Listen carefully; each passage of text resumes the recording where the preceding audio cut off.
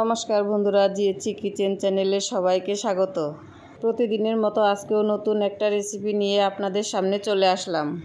তো আজকে দেখুন বন্ধুরা, এটা কি মাছ? আমরা তো এটা ঝাটকা ইলিশ বলি, এখন কে কি বলে জানি না, কেউ খোকা ইলিশ বলে। তো এটাই আজকে আলু দিয়ে রান্না করব।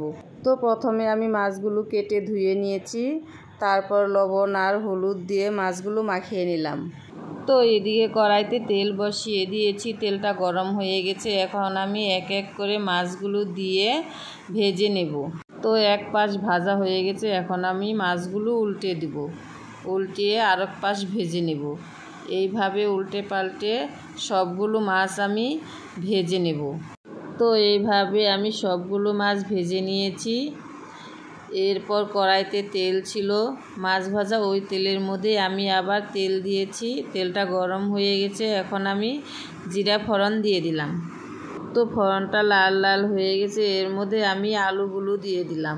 তো আলু দেওয়ার পরে আমি লবণ আর হলুদ দিয়ে আলুটাকে একটু লাল লাল করে ভেজে নেব। আলুটা একটু লাল লাল করে ভাজা হয়ে গেলে এর মধ্যে আমি লঙ্কা বাটা, জিরে বাটা দিয়ে দিলাম।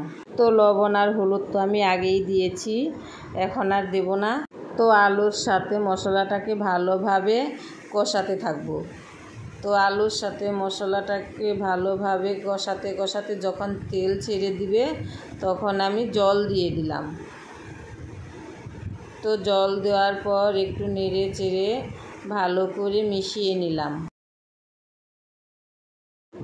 তো ঝোলটা ফুটে গেছে, এখন মাছগুলো দিয়ে দিলাম। তো মাছ দেওয়ার পরও ঝোলটা ফুটে গেছে, এইভাবে একটু নেড়ে চেড়ে তো মাছের ঝোলটা হয়ে গেছে, এখন আমি নামিয়ে নেব। তো আমার ভিডিওটা যদি ভালো লেগে থাকে তবে লাইক কমেন্ট শেয়ার করে দিও। আর যদি চ্যানেলে কেউ নতুন এসে থাকে তবে চ্যানেলটাকে সাবস্ক্রাইব করে দিয়ে পাশে থেকো।